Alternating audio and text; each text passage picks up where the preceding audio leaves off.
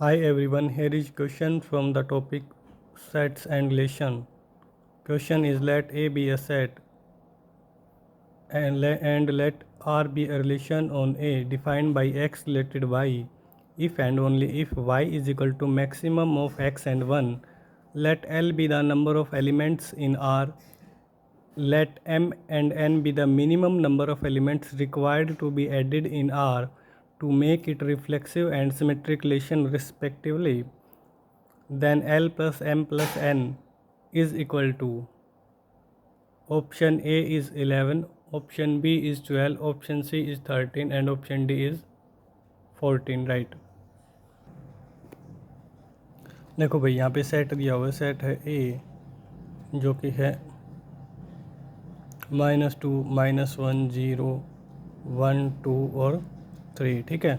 अब एक रिलेशन है आर ऑन ए, यानी कि सेट ए से सेट ए, ठीक है, ओके।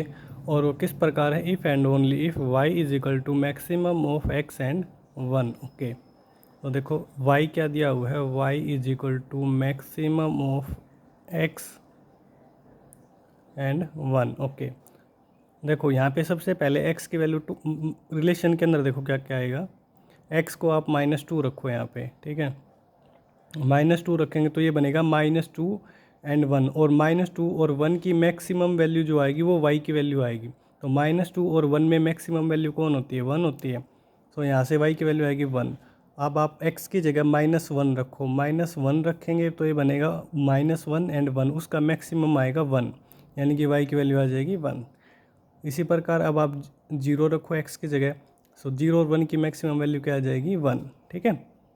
अब आप 1 रखो, 1 और 1 का मैक्सिमम 1 ही होगा, ठीक है। अब आप 2 रखो, है ना। अब आप x की जगह क्या रखो, 2। x की जगह जब 2 रखेंगे तो 2 और 1 का मैक्सिमम वैल्यू क्या आएगी, 2 ही आएगी। x की जगह अब 2 रखो, 2 और 1 की मैक्सिमम वैल्यू क्या आएगी, 2 आएगी।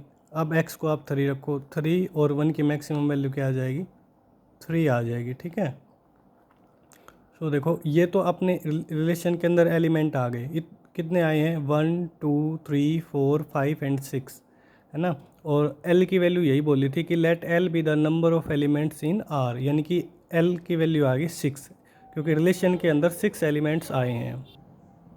अब देखो भाई M क्या है, minimum number of elements required to be added in R to make it reflexive, okay, इसे रिफ्लेक्सिव बनाना है ना। अब रिफ्लेक्सिव के लिए देखो यहाँ पे -2 होना चाहिए, रिलेशन के अंदर नहीं है तो वो ऐड करना पड़ेगा, -2, -2 को, ठीक है। और -1 एंड -1 भी नहीं है, इसको भी ऐड करना पड़ेगा रिफ्लेक्सिव बनाने के लिए। 0, 0 है, 0, 0 भी नहीं है भाई, ये भी ऐड करना पड़ेगा, ओके। इसके बाद 1, 1 है, हाँ 1, 1 है भाई बिल्कुल। 2, 2 है, 2, 2 भी है, और 3, 3 है, यस ये भी है।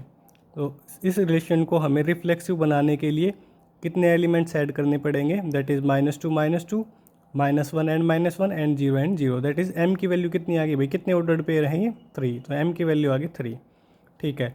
रिफ्लेक्सिव तो अब बना दिया, अब हम इसे बनाते हैं सिमेट्रिक रिलेशन, ठीक है।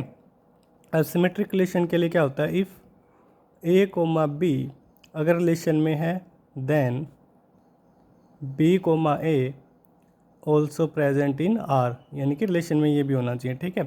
अब देखो -2 एंड 1 तो है रिलेशन में, बट कहीं 1 एंड -2 है, 1 एंड -2 नहीं है। तो ये रिलेशन सिमेट्रिक कब बनेगा, जब हम इस रिलेशन में 1 एंड -2 को भी ऐड कर देंगे। इसी प्रकार देखो -1 1 है, क्या फिर 1 -1 है, नहीं है, तो आप इसको भी ऐड करो 1 -1, ठीक है। 0 1 है, फिर क्या 1, 0 है, नहीं है, सो इसको भी ऐड करो 1, 0 को, ठीक है।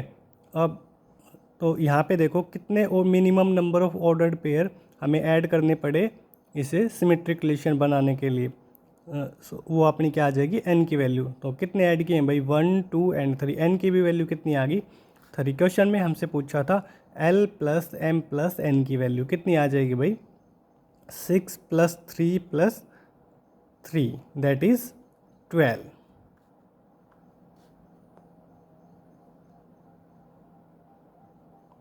सो बी ऑप्शन राइट आंसर हो जाएगा।